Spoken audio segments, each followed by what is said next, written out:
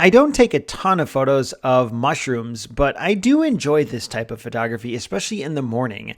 I've noticed that mushrooms aren't here for very long, which if you have ever seen mushrooms, you probably already know.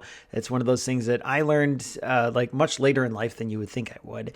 And when they do show up after like a rainy period of time, it's just kind of neat to see them in the early morning when the grass is wet with dew in a situation just like you see here. And so when I saw these mushrooms pop up one morning, I think it had rained a couple days recently.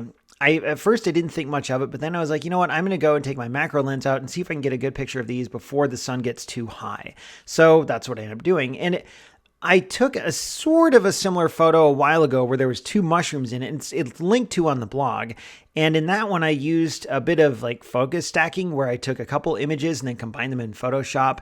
This one, well, first of all, that focus stacked mushroom picture didn't turn out that great. I mean, it was okay, but I wasn't super happy with it.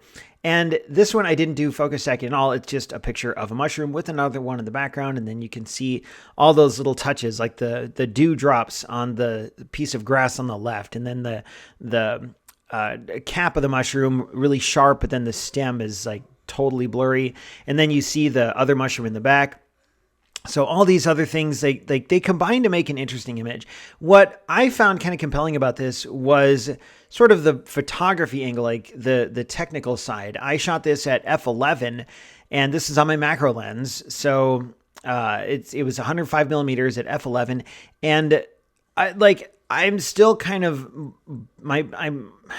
I don't want to say blown away, but like it boggles my mind how depth of field works when shooting this close.